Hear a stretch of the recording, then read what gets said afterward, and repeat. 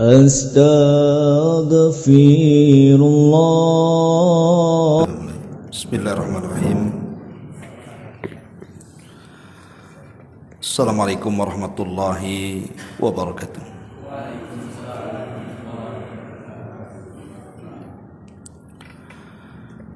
Alhamdulillah wassalatu wassalamu ala Rasulillah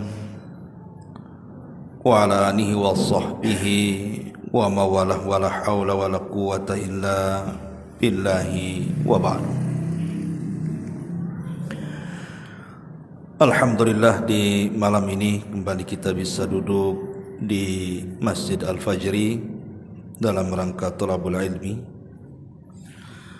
Salawat dan juga salam kita hadiahkan kepada Rasul kita Nabi besar Muhammad sallallahu alaihi wa ala alihi wasallam. Pembahasan di malam hari ini kita akan membahas seputar orang sakit. Ada 15 kesalahan fatal yang dilakukan orang yang sedang sakit. Apa saja kesalahan-kesalahan yang bisa mengakibatkan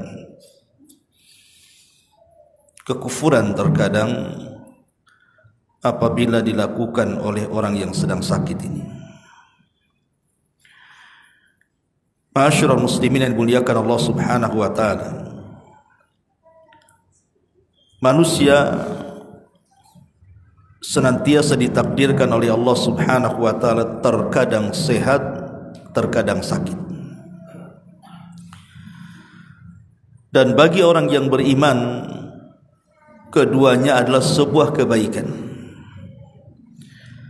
Makanya Nabi SAW mengatakan, ajaban li amril mu'min. Sungguh mengherankan perkaranya orang yang beriman itu. In asabathu sarra syakara fakana khairan lahu. Kalau seandainya dia ditimpa oleh Allah Subhanahu wa taala sebuah kenikmatan, maka dia pun bersyukur, dan itu lebih baik bagi dia. Wa in asabathu dharra'u sabara fakana khairan lahu. Tetapi jika dia mendapatkan musibah, dia pun bisa bersabar, dan itu kebaikan bagi seorang mukmin. Artinya bagi seorang mukmin, sehat adalah kebaikan, sakit juga kebaikan. Masalahnya tidak semua orang menganggap sakit itu kebaikan. Hanya orang-orang yang beriman kepada Allah Azza wa Jalla yang menganggap sakit itu sebuah kebaikan. Lah ada orang-orang yang sedang ditimpa oleh Allah musibah berupa penyakit, mereka melakukan kesalahan-kesalahan dalam sakitnya itu, dan terkadang kesalahan yang mereka lakukan itu bisa sampai taraf kufur. Naudzubillah. Apa saja kesalahan itu? Saya sudah merangkum 16 kesalahan yang dilakukan orang sakit. Tidak memperpanjang mukaddimah. Yang pertama, tarkus salati, meninggalkan salat. Ada sebagian orang itu yang ketika dia sehat, dia salat, bahkan boleh dikata rajin salat. Tapi ketika Allah takdirkan dia sakit, ada sebagian orang itu kemudian sampai meninggalkan salat, apalagi kalau sakitnya parah. Ma'asyiral muslimin yang dimuliakan Allah Azza wa Jalla, ingat bahwa salat itu adalah kewajiban mutlak. Makna kewajiban mutlak itu tidak bisa ditinggalkan dalam kondisi apapun, baik dalam kondisi takut ataupun aman, baik dalam kondisi sakit ataupun sehat. Maka salat itu tidak bisa ditinggalkan.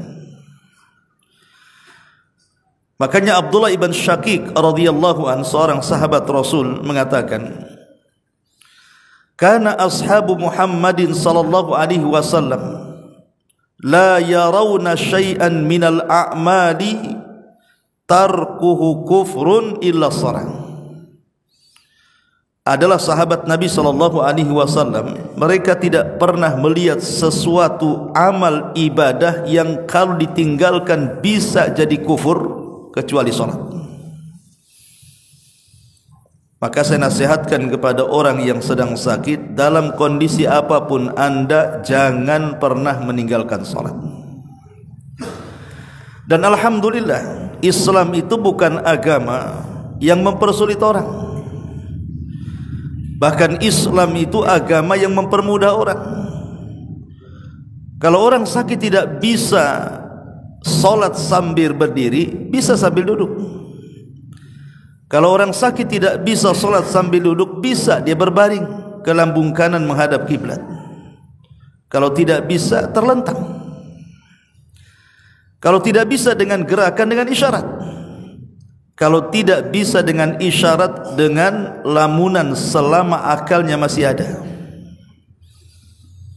Dan kewajiban orang yang sehat kalau sudah seperti ini harus mengingatkan setiap waktunya, supaya dia ingat ya. Karena bahaya kalau seandainya Allah takdirkan kemudian parah sakitnya, kemudian dia meninggalkan sholat. Kalau meninggal, apa hukumnya tuh? Orang meninggalkan sholat kemudian mati, bisa kufur, ikhwan. Kasihan jadinya. Ini yang pertama, singkat-singkat saja. Yang kedua, dia sholat, tetapi terkadang karena sakitnya dia suka mengakhir-akhirkan waktu. Takhirul as-salati an waqtiha, mengakhirkan sholat di akhir-akhir waktu. Ya alasannya sakit. Padahal Islam itu membolehkan seseorang itu kan menjamak. Kalau orang memang sedang sakit parah, terkadang kalau minum obat itu suka ketiduran, kan bisa dijamak. Pamannya asar ditarik ke zuhur, isya ditarik ke maghrib, atau sebaliknya. Kan dimudahkan sebenarnya, supaya banyak istirahatnya, dijamak saja sholatnya. Kalau memang sakitnya parah. Yang lebih parah lagi adalah sakitnya tidak parah, dia bisa berdiri, duduk pula dia, tidak sah salatnya, ikhwan. Karena berdiri dalam salat itu rukun masalahnya. Dia bisa berdiri, sakit sedikit, akhirnya duduk. Nah, ini masalahnya. Upayakan dulu sesempurna mungkin salat itu. Kalau tidak bisa sama sekali berdiri, baru duduklah, itu lain ceritanya. Ma'asyiral muslimin yang dimuliakan Allah Azza wa Jalla. Ini yang kedua. Yang ketiga, tarkut taharati ma'al qudrati 'alaiha. Meninggalkan wudu, meninggalkan taharah padahal dia sanggup.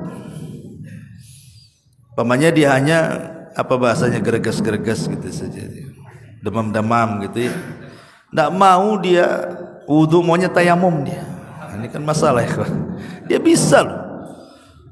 Makanya sebagian ulama ketika memberikan catatan kepada hadis Nabi SAW, asbigil wudu alal makari, sempurnakan wudumu walaupun kau benci, tidak suka. Para ulama mengatakan walaupun kita ini sedang demam atau mungkin cuaca dingin, tetap sempurnakan selama tidak memadaratkan kita. Atau terkadang ada yang tidak perhatian dengan kebersihan.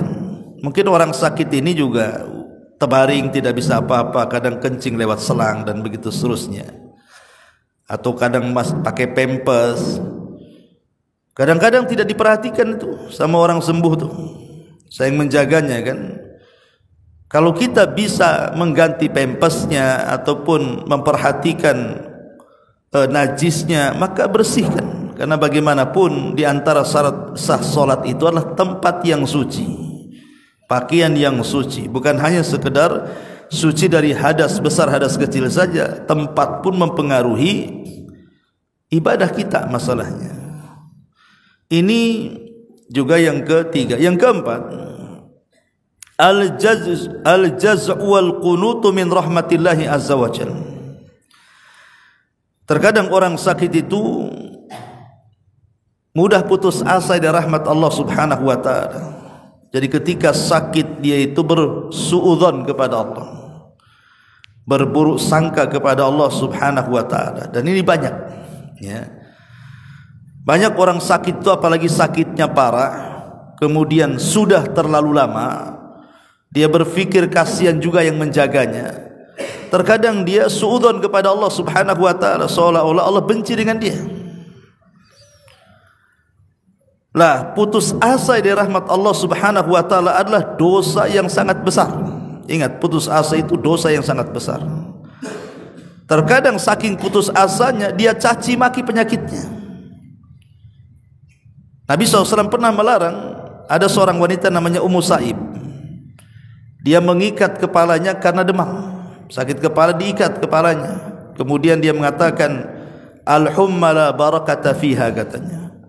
Mudah-mudahan demam ini enggak ada berkahnya, katanya.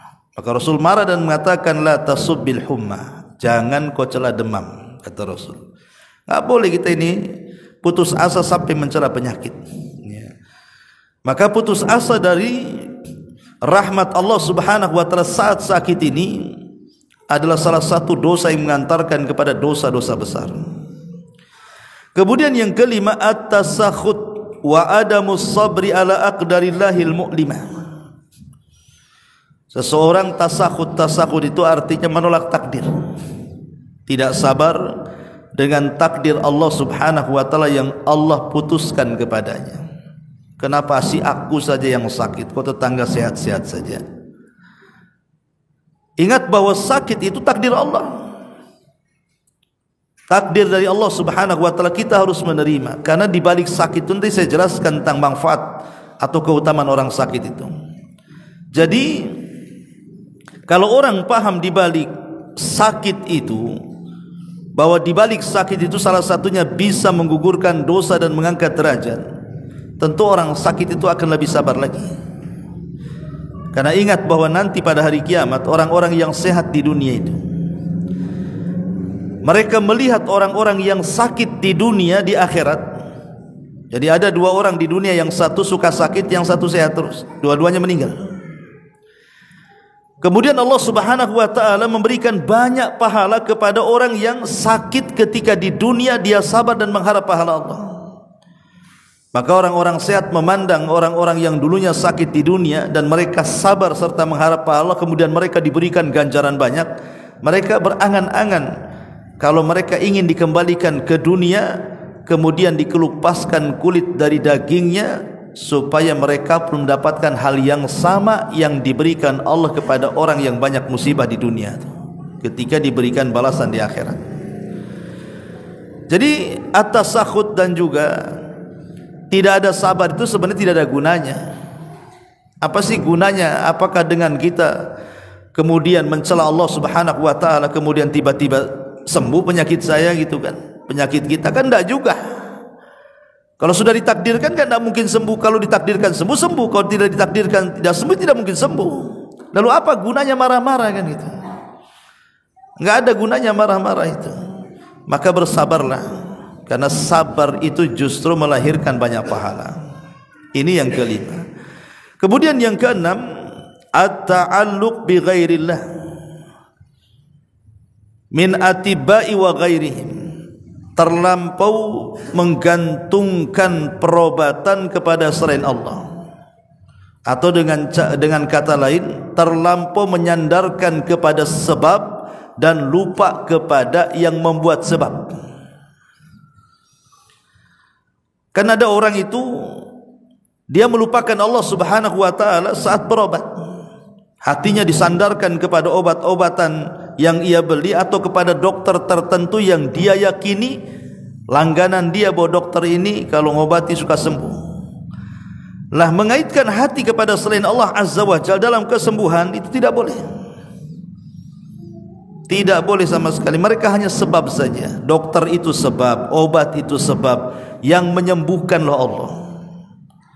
Maka tidak boleh seseorang itu menyandarkan hanya kepada dokter ataupun kepada obat-obatan, lupa pula yang menciptakan dokter itu, Allah Subhanahu wa taala. Dan mencari sebab perobatan pun harus sebab-sebab yang tidak menyimpang. Dulu saya pernah jelaskan sama antum bahwa perobatan itu kan ada 3 macam. Ada perobatan itu yang memang secara nas Al-Quran dan Sunnah Nabi SAW dia adalah obat. Kalau memang ada nasnya Al-Quran dan Sunnah bahwa perkara itu obat, makan, minum, itu obat memang. Seperti mamanya madu, jelas hadisnya, jelas ayatnya. Kemudian habbatus sauda, jelas hadisnya. Minyak zaitun, jelas hadisnya. Air zam-zam, jelas hadisnya, kan itu. Jadi ada perobatan-perobatan itu memang ada nasnya dari Quran dan Sunnah bahwa itu obat. Nah, silahkan konsumsi. Yang kedua, atau memang tidak ternaskan, tetapi ada penelitian bahwa kalau minum rendaman akar ini, kalau minum rendaman daun ini, kemudian kita jadikan jamu sembuh, itu ada penelitian, tidak ada masalah. Ya. Yang masalah itu yang ketiga, Quran tidak mengatakan itu obat, hadis tidak mengatakan itu obat, penelitian ahli kedokteran, farmasi, herbalis dan yang semacamnya tidak mengatakan itu obat. Tiba-tiba ada orang mengatakan itu obat, tidak ada penelitian. Nah, ini yang jadi masalah. Seperti yang dilakukan dukun-dukun itu. Antum dikasih gelang, ini obat, katanya, pakai nanti sembuh mencretmu, katanya. Mana ada? Dokter ini dia bukan dukun, itu beda dengan dokter. Dokter itu ya, dia kalau tidak mampu, tidak mampu. Dia kalau bukan bidangnya, dia tidak akan menangani. Pamannya spesialis penyakit dalam, kalau dia tidak, ini bukan spes dia, dia akan katakan, oh bukan di sini, kamu harus ke poli sana. Kalau dukun tidak, bisa Pak dukun, semua bisa. Nggak ada, oh nggak bisa ke dukun sana. Itu sama merendahkan dukunnya, ya kan? Dukun itu semua bisa tuh. Karena mereka pengibul masalahnya. Dukun itu kan penipu, pendusta. Kembali bahwa jangan ketika seseorang itu sakit hanya mengandalkan kepada dokter dan juga obat-obatan. Minta dulu kesembuhan kepada Allah, baru dokter dan obat-obatan itu jadikan sebab penyembuhan, bukan tujuan. Ya, ini yang keenam. Kemudian yang ketujuh, al-luju' ila saharati wal kahanati wal musya'widin. Ada sebagian orang yang sedang sakit itu, justru mereka rujukannya datang ke dukun. Karena ada cerita, itu tetangga si anu tuh datang ke dukun anu, sembuh dia. Akhirnya ikut-ikut dukun yang mana tuh, dicari informasi itu. Bahkan jelas-jelas datang ke dukun pula. Karena orang sakit itu biasanya sudah enggak berpikir panjang, ikhwan, yang penting sembuh. Kadang ada orang yang tahu datang ke dukun tak boleh, tapi karena tidak tahan dengan sakitnya datang juga dia. Yang penting sembuh, pikiran dia begitu. Padahal Nabi SAW mengatakan, man ata arrafan au kahinan fasaddaqahu faqad kafara bima unzila ala Muhammadin sallallahu alaihi wasallam. Siapa yang datang ke dukun kemudian bertanya, dibenarkan pula lah apa yang diucapkan dukun itu, maka dia telah kufur dengan apa yang diturunkan kepada Muhammad sallallahu alaihi wasallam. Enggak boleh, ya. Karena dikhawatirkan kalau seandainya Allah takdirkan habis datang ke dukun diobati makin parah mati, ngeri itu kan. Berarti dia membawa dosa kesyirikan itu. Karena dia membawa dosa yang tidak akan diampuni oleh Allah Subhanahu wa taala. Kalau masih sembuh masih bisa bertobat loh, kalau tidak sembuh. Karena umumnya dukun itu tidak mengobati, ikhwan. Dia sedang memeras uang kita sebenarnya. Dia bukan sedang mengobati. Karena dia bukan pakar pengobatan. Jadi kita tahu bahwa jangan sampai kemudian kita sudah sakit tertimpa pula kesyirikan. Naudzubillah. Ini yang ketujuh. Yang kedelapan, ihmal ad-du'a. Terkadang orang sakit itu dia lupa doa. Dia datang ke dokter ini, dokter itu, rumah sakit ini, rumah sakit itu, makan obat ini, obat itu, herbal ini, herbal itu. Semua daya dan upaya, biaya, waktu, tenaga, semua dia lakukan. hanya untuk kesembuhan, tapi dia lupa sama Allah. Dia lupa yang menjadikan penyakit itu siapa dan yang mengangkatnya siapa, Allah Subhanahu wa ta'ala. Maka jangan sampai kemudian meremehkan doa. Lihat Nabi Ayub alaihi salatu wassalam, dia sakit selama 18 tahun lamanya. Sakitnya Nabi Ayub itu bukan sakit biasa. Imam Ibnu Katsir menjelaskan dalam kitabnya ketika menjelaskan sirah Nabi Ayub itu Nabi Ayub dari kepala sampai kaki itu dipenuhi dengan benjol, isinya nanah dan darah dan sangat gatal sekali, sehingga sudah tidak berupa lagi Nabi Ayub itu karena penuh benjolan. Dan di zamannya enggak ada orang yang terkena penyakit kayak dia, sehingga ada dua kawan Ayub ini yang biasa menjenguk Ayub berbisik-bisik. Yang satu mengatakan, wahai fulan, jangan-jangan Ayub saudara kita itu dikutuk oleh Allah. Kata kawannya, janganlah kau ngomong gitu, kita tahu siapa Ayub. Kemudian dia mengatakan, bagaimana tidak aku katakan seperti itu? Kau lihat saja, sedikit penyakitnya sedikit pun tidak ada yang diangkat oleh Allah Azza wa Jalla, bahkan setiap hari makin parah. Kalau itu bukan kutukan apa namanya, jangan-jangan Ayub itu melakukan dosa yang tidak pernah dilakukan siapapun gitu. Lah ucapan dua orang ini sampai ke telinga Ayub. Ya tidak mungkinlah seorang Nabi melakukan dosa, dan tidak mungkin juga seorang Nabi kutuk Allah. Jadi Nabi Ayub merasa sedih dan mengatakan, Rabbi inni massaniyadh-dhurr wa anta arhamur rahimin. Ya Rabb, aku tahu engkau yang memberikan madarat ini kepadaku, dan aku tahu tidaklah engkau memberikan madarat kepadaku kecuali karena engkau sayang denganku, katanya. Kemudian Ayub berdoa kepada Allah Azza wa Jal.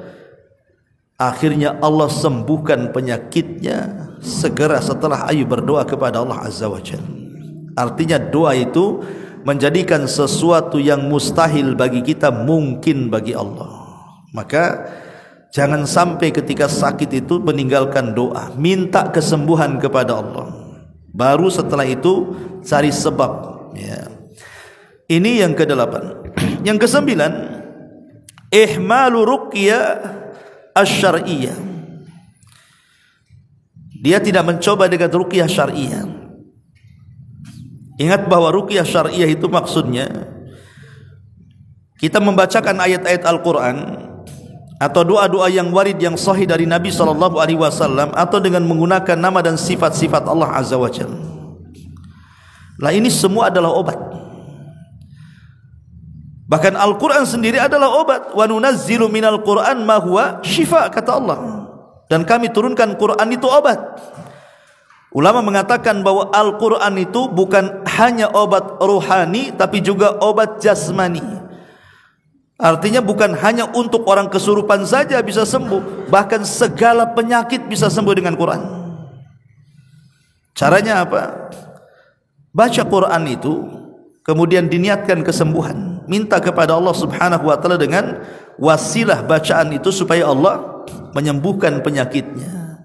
Dan sebaik-baik ruqyah itu yang dilakukan diri sendiri. Kan kita bisa baca Quran kan, baca aja sendiri. Sebab kalau seandainya kita datangkan orang untuk membaca, tukang-tukang ruqyah itu dikhawatirkan.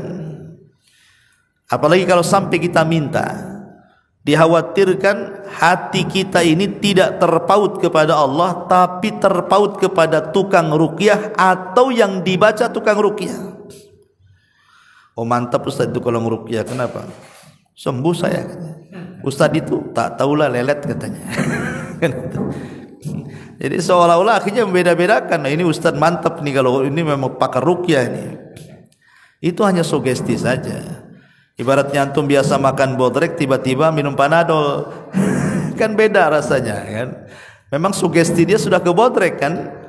Jadi kalau minum panadol 2 pun dah hilang sakit kepalanya dia. Itu sugesti saja, sebenarnya isinya paracetamol juga kan begitu ya. Artinya kan kandungannya sama juga sebenarnya. Cuman sugesti itulah yang kemudian salah satu pendorong akhirnya sebab kesembuhan. Intinya bahwa kalau memang seseorang itu sedang sakit, cobalah meruqyah diri sendiri. Tapi kalau Allah takdirkan sudah meruqyah diri sendiri juga tak sembuh, sudah ke dokter juga tak sembuh, sudah dioperasi tak sembuh, minum obat dengan berbagai macam obat, sekali minum 10 biji pun tak sembuh, gitu kan ya. Berarti sudah takdir, itu namanya. Allah sudah takdirkan seperti itu. Berarti pasrah dengan takdir. Mungkin di balik sesuatu yang kita anggap tidak baik itu rupanya baik di hadapan Allah, kita tidak tahu ya. Ini yang ke-9. Yang ke-10, ihmalu amril wasiyah. Terkadang orang sakit ini lupa dia berwasiat, apalagi sakitnya parah. Jadi kalau seandainya ada saudara kita yang sedang sakit parah, minta wasiatnya. Atau kita yang sedang sakit parah, kita berwasiat. Ingat, wasiat itu belum tentu harus setelah memberikan wasiat kita mati, enggak. Kita kan tidak tahu matinya kapan. Cuman ini sunnah. Jadi kalau orang itu sedang sakit itu, ambil pena, ambil catatan, atau orang lain suruh mencatat, kasih wasiat. Boleh jadi dia punya hutang, masalahnya kan nggak tahu. Dia ngomong, saya ini ada hutang sama si Anu, kalau saya meninggal tolong bayar, kan gitu. Oh, saya ini punya hutang ke sana, saya ini punya salah sama si Anu ya, tolong mintakan maaf. Kan kita tidak tahu kan, bisa saja besoknya mati ya. Ataupun mungkin wasiat yang lebih penting adalah wasiat kepada keluarga, meminta kepada keluarganya, kalau saya mati tolong jaga sholat, tolong jaga jangan bertengkar kalian, tolong jaga ibadah. Nah, itu sunnah hukumnya. Nah, ini kadang-kadang ditinggalkan sama orang yang sakit seperti ini. Yang dengarnya pula ketakutan, janganlah wasiat nanti kau besok mati, katanya. Bukan, orang habis wasiat tidak mesti harus mati. Wasiat itu sunnah hukumnya. Walaupun habis ngasih wasiat besok pula sembuh, nggak ada masalah. Seperti yang terjadi kepada sahabat siapa? Abdurrahman ibn Auf. Abdurrahman ibn Auf itu ketika sakit parah, Nabi SAW berada di sisinya. Dan ketika itu Abdurrahman ibn Auf tidak punya anak kecuali satu perempuan waktu sakit parah itu. Maka kata Abdurrahman ibn Auf, ya Rasul, hartaku banyak sementara anakku cuma satu perempuan. Maka kalau aku meninggal, aku akan sedekahkan seluruh hartaku di jalan Allah. Kata Rasul, jangan berwasiat seperti itu. Kata Abdurrahman, kalau begitu separuh hartaku. Kata Rasul, jangan berwasiat seperti itu. Kalau begitu sepertiga hartaku, wahai Rasul. Boleh, dan sepertiga itu sudah banyak. Rupanya Abdurrahman bin Auf tak jadi mati, malah sehat, kemudian anaknya banyak. Nah, jadi orang berwasiat tidak harus besoknya mati kan, bisa saja habis ngasih wasiat dia sembuh ya. Dan ini juga bagaimana para sahabat itu berwasiat kebaikan gitu kan. Dan jangan berwasiat kepada keburukan. Pemain ketua geng mau mati, pegang geng kita nih. Wasiat keburukan ya tidak boleh, haram ya. Kemudian juga yang nomor 10, at-tasakhul fi kashfil aurati wa adamu hifdhiha, terutama bagi wanita ini ya. Meremehkan ketika sakit itu, tidak menjaga aurat. Jadi walaupun sedang sakit tetap jaga aurat. Maka saya takjub dengan wanita-wanita Palestina saat diwawancarai kan. Mereka mengatakan, kami kalau malam maka kami akan menggunakan pakaian lengkap, katanya. Kalau tidur itu menggunakan pakaian lengkap. Sebab kalau seandainya terjadi pengeboman, kemudian kami mati, maka seluruh badan kami tertutup dengan pakaian kami. Luar biasa ya. Itu wanita-wanita Palestina ya, waktu terjadi genosida kan, sampai hari ini. Tapi yang jelas bahwa jangan tasahul. Tetap seorang wanita ketika sakit jaga aurat. Dan orang yang menjaganya juga tutup auratnya. Karena biasanya orang yang sakit terkadang tak sadar kan, dia terbuka auratnya dan lain sebagainya. Makanya ini juga penting. Kata Rasul, ihfad aurataki illa min zaujatiki aw ma malakat yaminik. Ihfad aurataka illa min zaujatika aw ma malakat yaminak. Jagalah auratmu kecuali dari pasanganmu ataupun budak hamba sahayamu. Ma'asyiral muslimin yang dimuliakan Allah Azza wa Jalla, tapi membuka aurat terkadang menjadi darurat kalau memang masuk dalam ilmu kesehatan. Umpamanya mau dioperasi, mau tidak mau kan.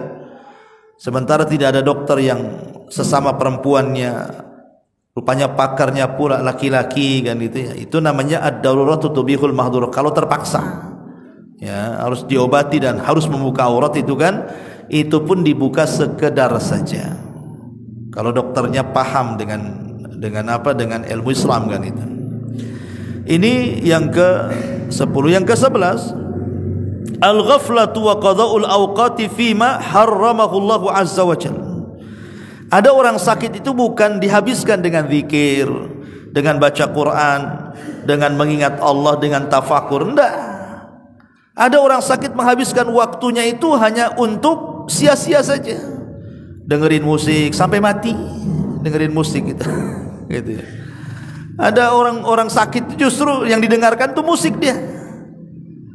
Lah kan aneh itu, harusnya orang sakit ini lebih dekat kepada Allah Azza wa Jalla karena tidak tahu bahwa ajal dia sudah dekat tuh masalahnya. Maka ini juga kesalahan orang sakit gitu, bukan menghabiskan waktu-waktu di atas pembaringannya itu berzikir kepada Allah, membaca Al-Quran, terus tafakur, berfikir akan dosa-dosanya kemudian bertobat. Ini tidak, malah kemudian mendengarkan yang tidak-tidak ya. Kemudian yang nomor 12, tarkul amri bil ma'ruf wan nahyu anil munkar. Tetap kewajiban orang sakit pun tidak boleh meninggalkan, memerintahkan kebaikan dan mencegah dari kemungkaran. Tetap minta ketika kita sakit kepada keluarga kita, minta agar mereka jangan meninggalkan sholat, agar kalau dia punya anak gadis jangan sampai membuka aurat. Kemudian dia titip pesan kepada istrinya jangan gibah dan begitu seterusnya. Ya, tetap itu kewajiban ya, walaupun sedang sakit ya. Kemudian yang nomor 13, al-iqdam ala ba'dil ijra'atit tibbiyatil mamnu'ati syar'an. Ada orang sakit itu mencari obat yang jelas-jelas obat itu haram. Contoh umpamanya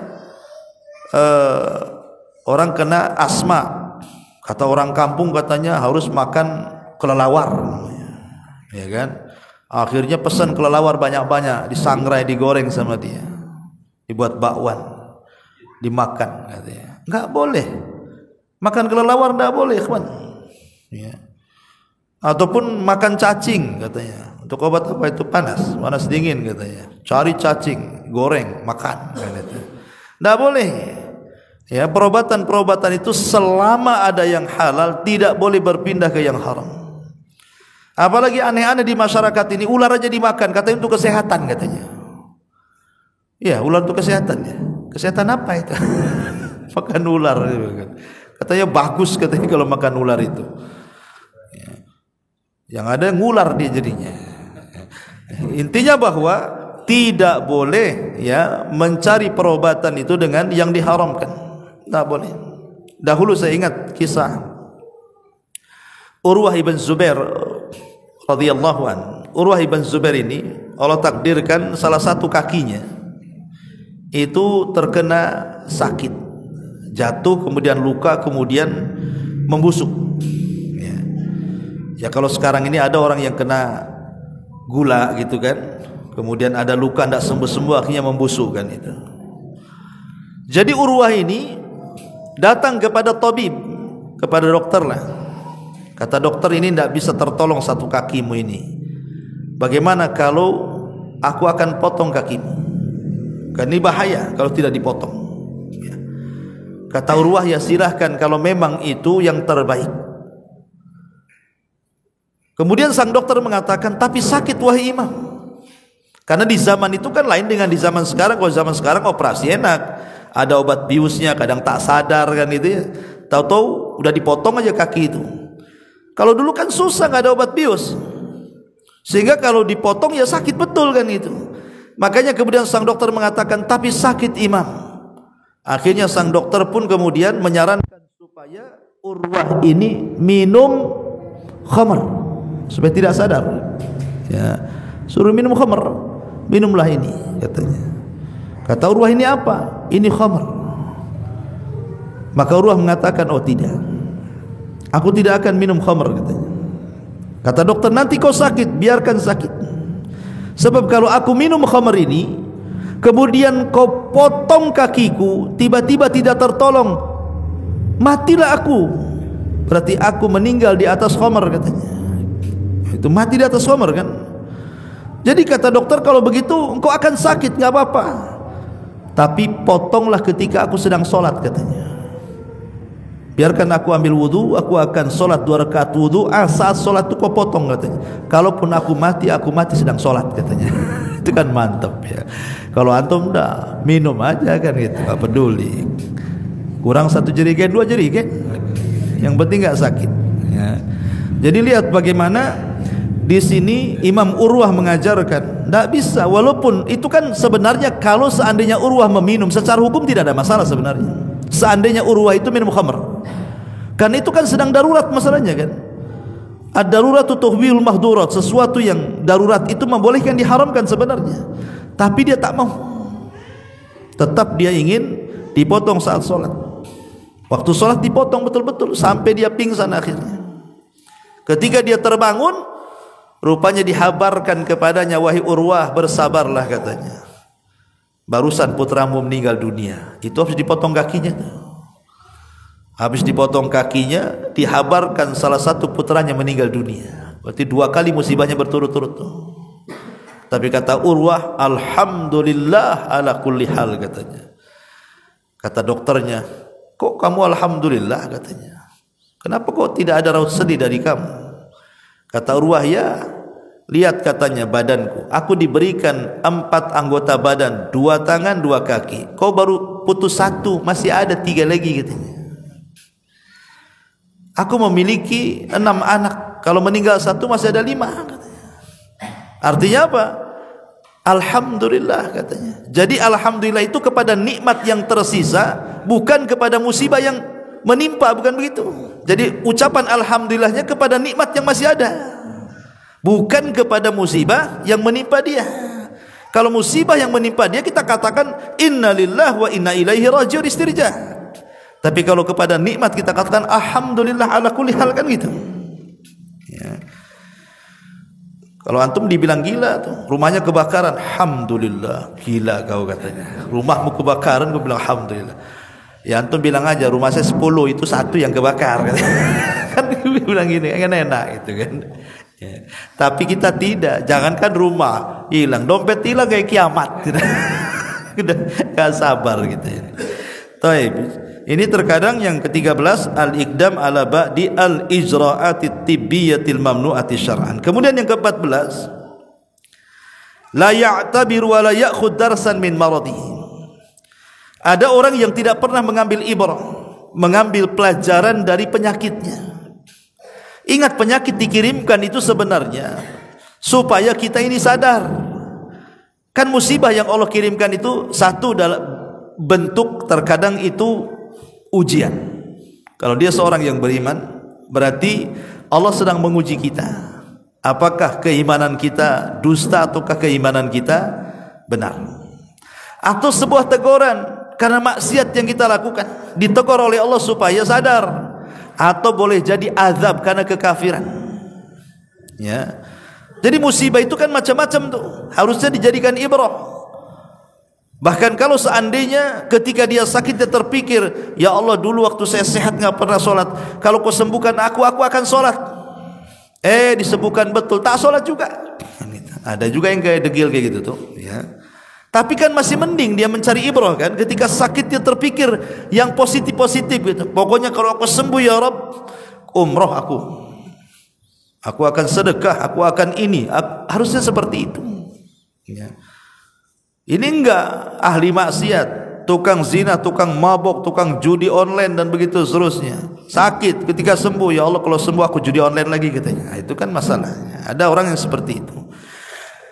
Kemudian yang nomor 15, kesalahan orang sakit adalah berangan-angan bil mauti, ya tamanna al marda bil mauti. Jadi ada orang sakit itu karena sudah lama sakitnya, tidak tahan, akhirnya bercita-cita ingin mati. Itu biasanya sama orang-orang yang sakit parah bertahun gitu ya. Dia nggak enak dengan yang jaganya. Dan dia juga tidak bisa apa-apa dengan kondisi sakitnya. Kadang harus memasukkan makanan lewat hidung dia gitu. Kadang-kadang harus dicebokin di tempat dia baring. Dan itu juga koma, tidak mati-mati kadang-kadang kan. Ada orang-orang yang dalam kondisi seperti ini berangan-angan ingin mati. Padahal ada riwayat Abbas ibn Abdul Muttalib itu pernah sakit parah. Akhirnya dia pun ingin berangan-angan bahwa mati lebih cepat, lebih baik dibandingkan hidup, karena sudah tidak tahan dengan sakitnya.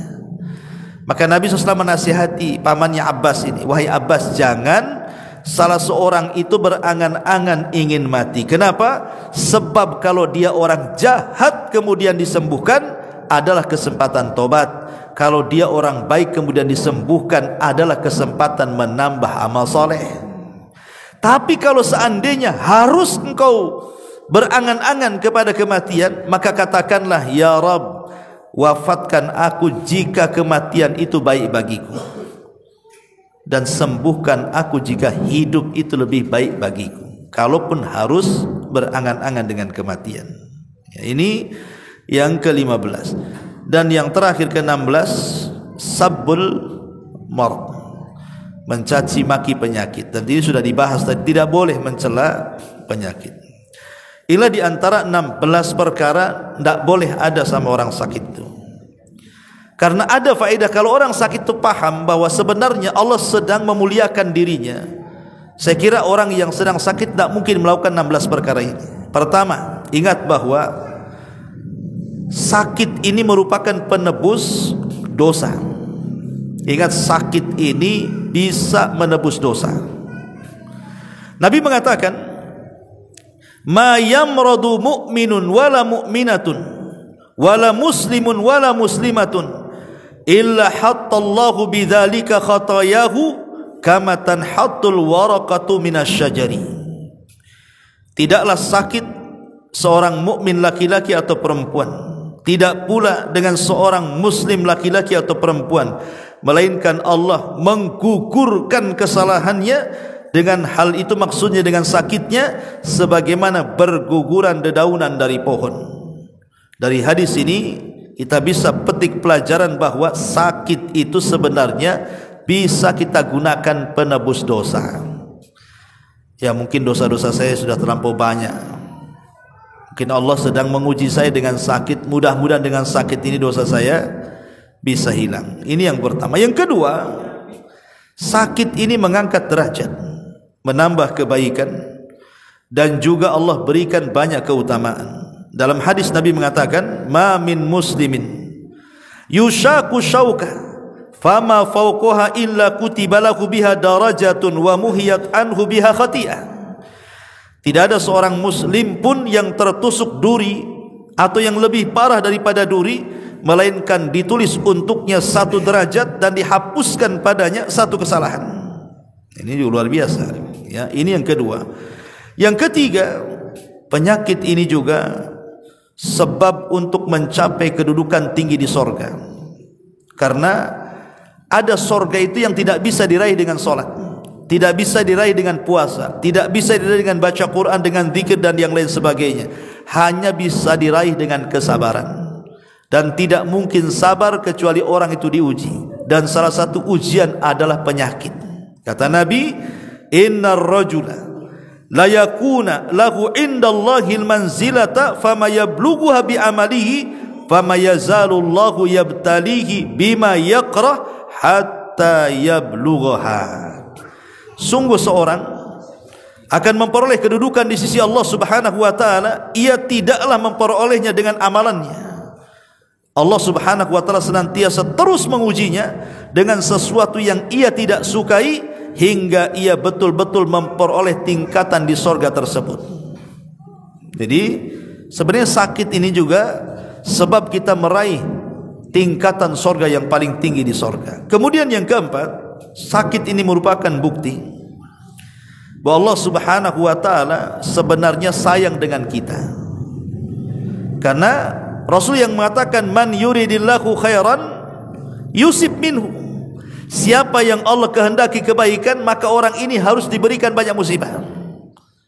Jadi terkadang musibah yang Allah berikan kepada kita itu sebenarnya tanda sayang Allah kepada kita. Tapi banyak orang yang mengira bahwa Allah sedang benci sama dia. Tidak, Allah sedang sayang kepada dia. Kemudian yang nomor 5, bahwa sakit itu membawa muhasabah. Berapa banyak orang yang sakit kemudian sembuh, taubat dia akhirnya. Gara-gara sakit taubat dia kan. Sebelum sakit maksiatnya tingkat dewa. Tapi setelah Allah berikan sakit, setelah sembuh, Masya Allah, taubatan nasuha dia. Banyak yang seperti itu.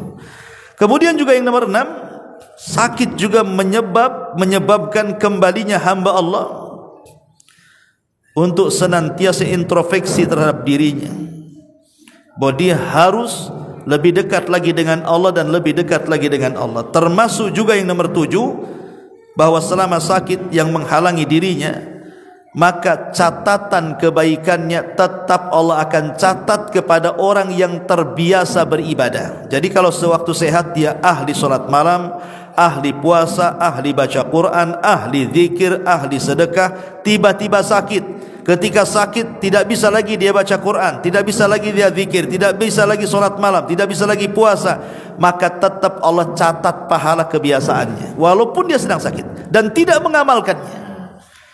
Akan luar biasa. Itu menunjukkan apa? Bahwa ketaatan itu tidak terputus karena sakit. Jadi orang yang terbiasa sholat malam kemudian sakit, akhirnya tidak bisa sholat malam, tetap dicatat sholat malam. Sebagaimana Rasul mengatakan, idza maridul abdu aw safar kutiba lahu mithla ma kana ya'mal muqiman sahihan. Apabila seorang hamba sakit atau melakukan perjalanan safar, niscaya ditulis untuknya seperti amalan mukim dan juga seperti amalan sehat.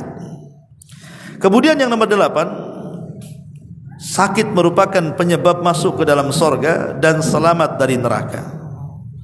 Rasul mengatakan, al-humma haddu kulli mu'min minan nar. Demam adalah bagian tiap mukmin dari neraka. Jadi demam di dunia itu sebenarnya itu sedikit demi sedikit kita ini dijauhkan dari neraka, karena demam adalah bagian setiap mukmin dari neraka. Maknanya, jadi kalau kita selalu dikasih demam, akhirnya kita dijauhkan dari neraka, kan itu bagian neraka masalahnya. Jadi bersyukur kalau kita sedang demam itu, ya. Karena itu artinya kita dijauhkan dari api neraka. Kemudian yang nomor 9, terkadang sakit ini bisa memperbaiki hati, kata Al-Allamah Imam Ibnul Qayyim rahimahullahu ta'ala. Karena banyak orang yang keras hati ketika sakit, lembut di hatinya, ya. Kemudian yang nomor 10, sakit juga mengingatkan kepada kita tentang besarnya nikmat sehat. Orang akan tahu betapa besarnya nikmat sehat itu setelah kita sakit kan. Kalau kita tidak sakit tidak tahu nikmat sehat. Sama, kita ini tidak akan tahu nikmat makan sebelum lapar, tidak tahu nikmat haus sebelum minum kan itu. Makanya kalau umpamanya orang sedang sakit itu baru terfikir, kenapa waktu saya tidak seperti ini, tidak seperti itu. Ya, jadi sakit mengingatkan nikmat terbesar, as-sihhatu wal faragh. Kemudian yang nomor 11, sakit juga mengingatkan hamba terhadap kondisi saudaranya yang sakit. Ingat bahwa kalau kita sedang sakit, bukan berarti satu dunia kita aja yang sakit. Nah, banyak lagi orang yang sakit kok. Gak percaya, masuklah rumah sakit sana, ya. Artinya bahwa jangan merasa di dunia ini cuma dia yang sakit. Tidak, banyak lagi yang lebih sakit dari kita. Jadi kalau kita punya penyakit parah, di sana ada yang lebih parah lagi. Nah, ketika kemudian kita memandang kepada yang di bawah, maka kita akan lebih bersyukur, ya kawan, bahwa masih ada di bawah saya ini yang lebih parah sakitnya. Ya alhamdulillah, saya ini hanya diamputasi satu tangan, tuh yang kawan tuh dua-duanya buntung, kebanyakan begitu. Ya, ini seperti itu, ya. Kemudian sakit juga akhirnya mendapatkan teman baru. Kalau di rumah sakit akhirnya kan punya teman baru sama orang sakit kan, kenalan akhirnya kan. Bahkan ada orang sakit itu bisa berbisnis dia di rumah sakit. Ya, tanya-tanya, kamu kerja apa? Oh, saya ini jualan kain. Ya udah, pesenlah besok antar ke rumah. Nah, bisa berbisnis dia lagi, sama-sama lagi sakit tuh padahal tuh. Ya.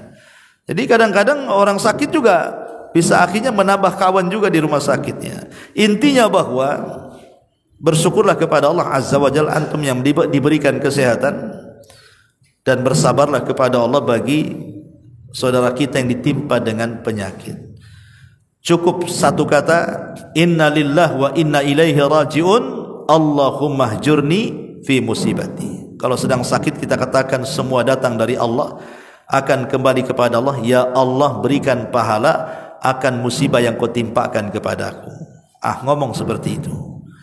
Ya, kalau memang ingin berusaha untuk sembuh, maka selain obat-obatan, datang ke dokter herbal, datang ke sinsi dan yang semacamnya, coba terapi penyakit itu dengan cara yang lain, entah dengan sedekah, ya, seperti sedekah air.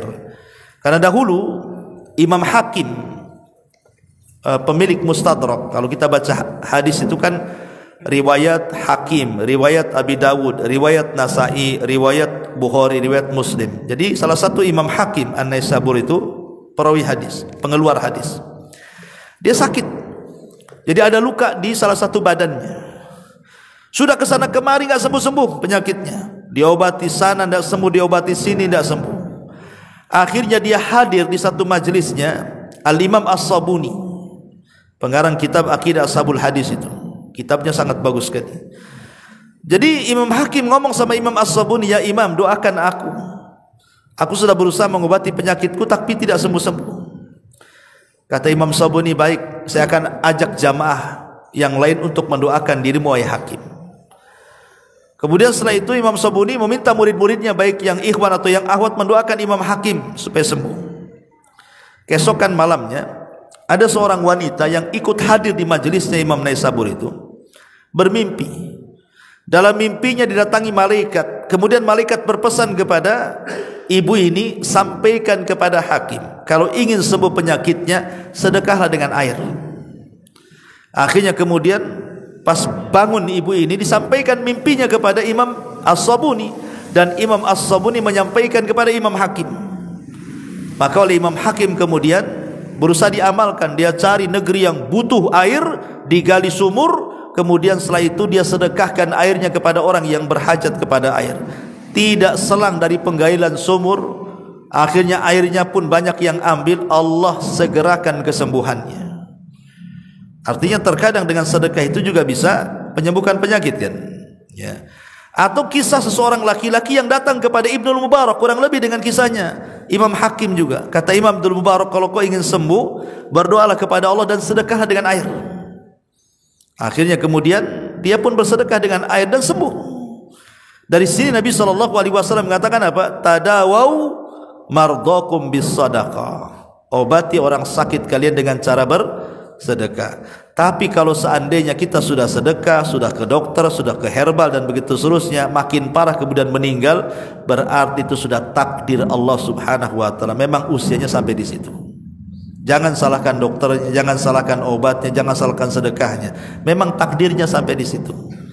Ya, wallahu a'lam bishawab. Ini yang bisa saya sampaikan, mudah-mudahan ada manfaatnya. Subhanaka wa bihamdika, asyhadu an la ilaha illa anta, astaghfiruka wa atubu ilaik. Allahu ta'ala alam. Assalamualaikum warahmatullahi wabarakatuh.